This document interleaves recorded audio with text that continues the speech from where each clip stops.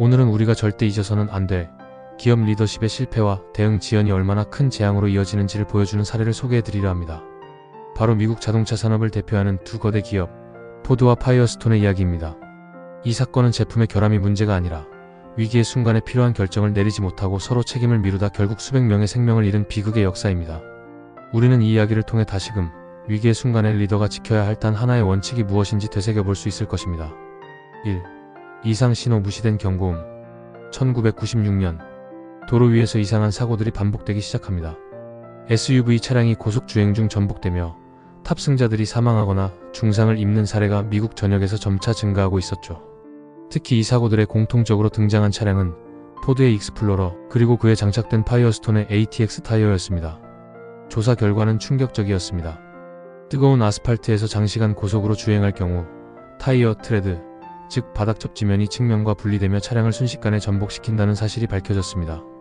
SUV의 무게 중심이 높은 구조와 맞물리면서 이 결함은 사실상 죽음의 트리거 역할을 하고 있었던 것이죠. 그러나 이 심각한 문제는 무려 4년간 아무런 공식적인 리콜 조치 없이 방치되었습니다. 그동안 얼마나 많은 경고음이 울렸을까요?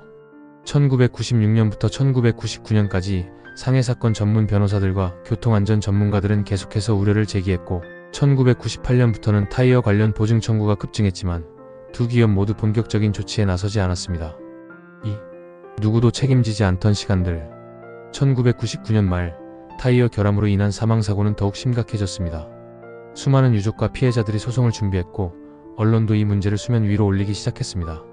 하지만 포드와 파이어스톤 그리고 정부는 서로 눈치만 볼 뿐 책임 있는 대응을 하지 않았습니다. 포드는 말합니다. 이건 타이어의 구조적 결함 때문입니다. 파이어스톤이 제대로 만들지 않은 거죠. 파이어스톤은 반박합니다. 문제는 차량입니다. 익스플로러의 설계상 결함, 특히 지붕 구조나 조향 안정성이 원인입니다. 심지어 공기압 설정도 우리가 권장한 30psi가 아닌 포드가 자체적으로 낮춘 26psi를 고집한 결과입니다. 두 기업은 도로 위에서 계속해서 사고가 발생하고 사람들이 죽어나가는 와중에도 자기 잘못이 아니라는 논리 싸움에 몰두했습니다. 이 과정에서 정부 기관의 대응도 미온적이었습니다. 피해자 유족과 변호사들은 정부조차 제조사들과 유착되어 조사를 대충 마무리할 것이라고 믿지 않았고 실제로 2000년이 되어서야 미국 도로교통안전국이 본격적인 조사에 착수합니다. 3. 너무 늦은 그리고 너무 비싼 리콜. 2000년 공식 조사 결과 타이어 결함과 관련된 사고로 200명이 넘는 사망자가 발생한 것으로 확인됩니다. 사고의 95%는 1996년 이후 발생한 것으로 드러났죠. 그 순간에도 미국 도로 위에는 여전히 1450만 개가 넘는 결함 타이어가 굴러다니고 있었습니다. 하지만 포드와 파이어스톤이 대규모 리콜에 최종 동의하기까지는 또 6개월이 걸립니다. 이유는 간단합니다. 그들은 문제를 해결하는 것보다 책임 소재를 분명히 하는 것에 더 많은 시간을 들였던 겁니다. 사람들이 죽어가는 동안 두 회사는 서로를 고소했고 주가 방어에 집중했고 리스크를 최소화하는 법률 자문을 구했습니다. 즉 가장 먼저 고려했어야 할 고객의 생명과 안전은 철저히 뒷전이었던 것입니다. 4. 모든 것을 잃고서야 얻은 교훈. 2001년 말 사태는 일단락됩니다.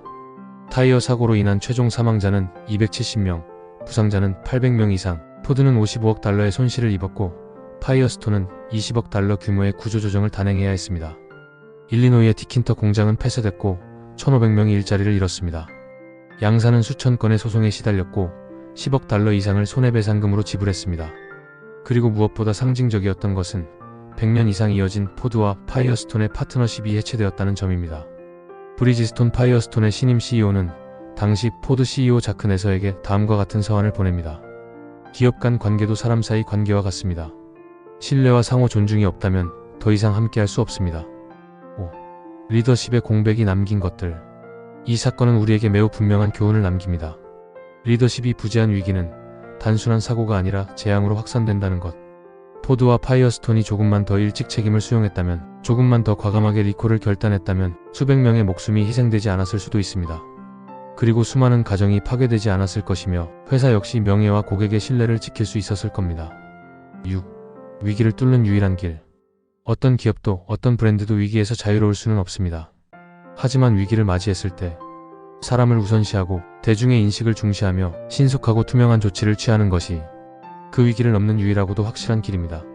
이것은 100년 된 글로벌 대기업이든 이제 막 이름을 알리기 시작한 스타트업이든 예외 없는 진실입니다. 오늘 소개해드린 포드와 파이어스톤의 이야기는 단지 실패한 기업 사례가 아닙니다. 이 이야기는 우리가 기업의 책임, 리더십, 그리고 신뢰에 대해 다시 한번 생각해보게 만드는 거울과도 같은 사례입니다. 가장 중요한 순간, 사람을 먼저 생각하지 않는 리더십은 결국 조직 전체를 위기로 몰아넣습니다. 위기의 순간, 가장 강력한 전략은 신뢰라는 것. 이 진리를 우리는 이 참혹한 사건 속에서 배워야 합니다. 감사합니다.